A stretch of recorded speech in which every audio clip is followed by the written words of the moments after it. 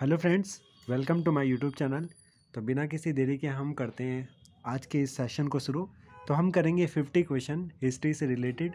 तो आइए, पहला क्वेश्चन है, पुनर्जागरण के बिना किसी भी प्रकार धर्म सुधार नहीं किया जा सकता। यह कथन था फ्रेडरिक हीगल का।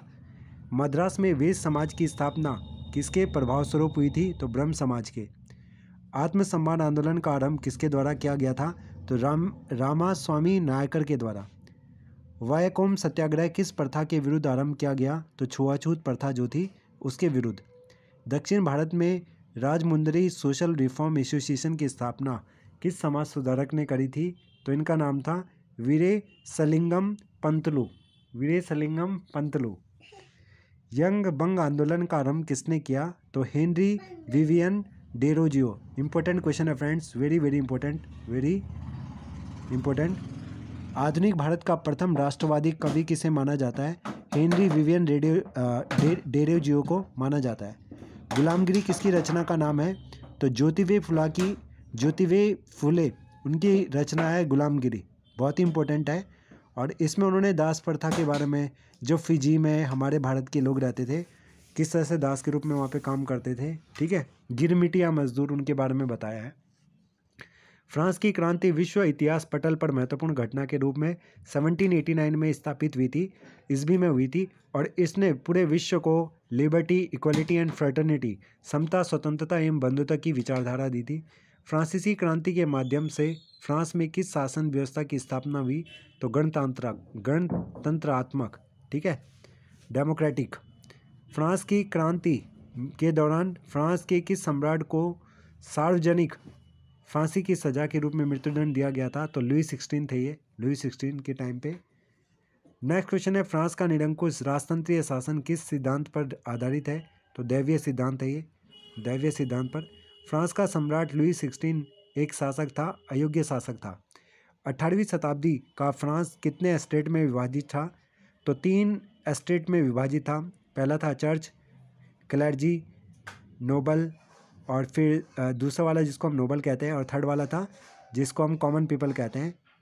फ्रांस की किस सम्राट ने स्वयं को राज्य घोषित किया? तो लुई 16 था। लुई 14 कहता था कि आई एम अ स्टेट, मैं ही राज्य हूँ, ठीक है।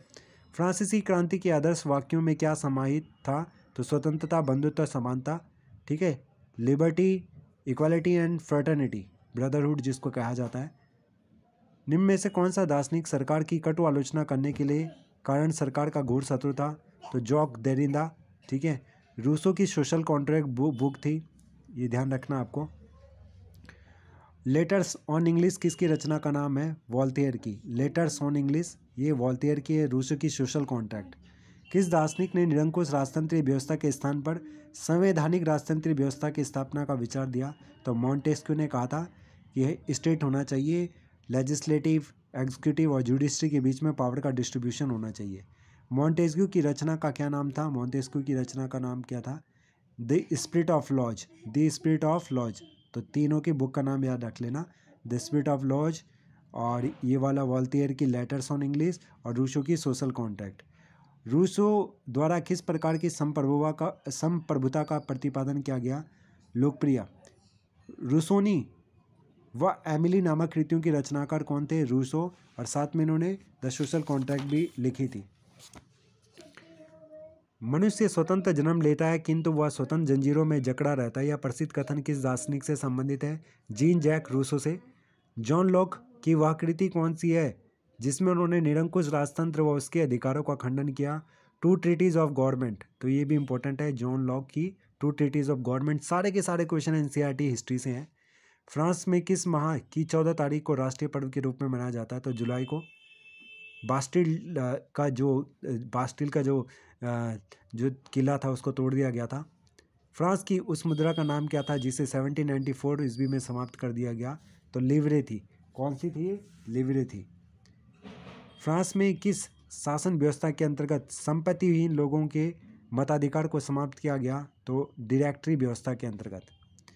सम्राट की शक्ति को सीमित करते हुए शक्ति का विकेंद्रीकरण करने वाला संविधान नेशनल असेंबली द्वारा किस वर्ष निर्मित किया गया? 1791 में, ठीक है, ये ध्यान रखना है। किसने फ्रांस में डायरेक्टरी शासन का अंत करते हुए स्वयं को फ्रांस का काउंसलर घोषित किया था? तो नेपोलियन बोनापार्ट था ये। 1799 से 1815 इसका टाइम पीरियड है। अब इसको देखना है, सम्मेलन करना है। तो पहले का चौथा है इसमें स्वतंत्र संवैधानिक राजतंत्र 1789। फिर इसके बाद है तुम्हारा बी का थर्ड उग्र गणतंत्र 1792, सी का सेकंड उदार गणतंत्र, डी का फतानाशाही साम्राज्यवाद 1799। ठीक है, इस टाइम पे नेपोलियन बोनापार्ट आया था। नेपोलियन ने स्वयं का सम्राट कब घोषित किया? 1804 में। 1804 में। कौन सा स्वयं को यूरोप को के आधुनिकीकरण का अग्रदूत मानता था? नेपोलियन। वाटरलू का युद्ध कब हुआ था? 1815 में। और किसके बीच में हुआ था? ऑस्ट्रिया, ब्रिटेन, पर्शिया और रशिया, इन चारों देशों ने मिलकर किसको हराया था? फ्रांस के नेपोलियन बोनापार्ट को। ऑस्ट्रिया, ब्रिटेन, पर्शिया और रशिया ने 1815 में। ठीक है, वाटरलू एक जगह है, वहाँ पे ये वॉर हुआ था। निम्न में से कौन वाटरलू के युद्ध में मित्र राष्ट्रों में सम्मिलित था? तो ये सभी थे, ऑस्ट्रिया, ब्रिटेन, हंगरी। मित्र राष्ट्रों द्वारा वाटरलू युद्ध में पराजित नेपोलियन को बंदी बनाकर किस टापू में रखा गया? तो सेंट हेलेना द्वीप में। फ्रांस का सबसे पुराना व प्रसिद्ध महिला क्लब का नाम क्या था? The society of revolutionary and Republican women. France का वह क्रांतिकारी महिला कौन थी जिन्हें जैकोबिन सरकार की आलोचना करने के लिए देशद्रोह का मुकदमा चलाया गया और फ्रांस की फांसी की सजा दी गई? तो ओलंपे दे गूज। तो इम्पोर्टेंट है, ये सारा एनसीईआरटी से पूछा गया। ये भी फ्रांसीसी उपनिवेश में पूर्ण रूप से दास प्रथा का उन्मूलन सन 1848 में कर दिया गया था। यूरोपीय लोग सहारा मरुस्थल के दक्षिण में रहने वाले स्थानीय लोगों को क्या कहते थे? तो नीग्रो कहते थे।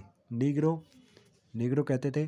कैरिबियन उपनिवेशों के दासों की आपूर्ति के संदर्भ में किन राष्ट्रों के मध्य त्रिकोणीय दास व्यापार किया जाता था? यूरोप, अफ्रीका और अमेरिका के बीच में त्रिकोणीय व्यापार होता था। यूरोप, अफ्रीका और यूरोप ने अमेरिका को अपना उपनिवेश बना रखा था। इसके लिए अफ्रीका से खरीद कर दास को ले जाते थे और वहाँ बागानों में काम कराते थे और खदानों में काम कराते थे।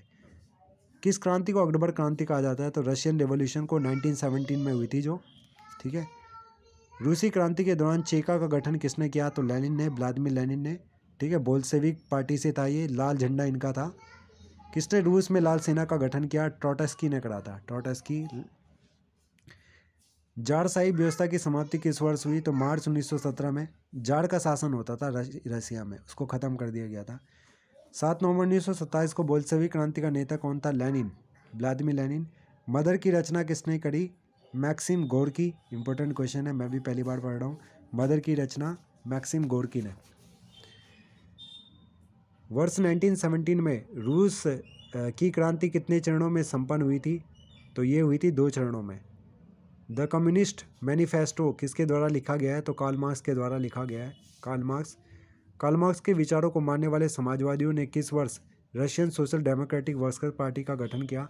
तो 1898 में। रूस में किस वर्ष सोशलिस्ट रिवॉल्यूशनरी पार्टी समाजवादी क्रांतिकारी पार्टी का गठन किया गया?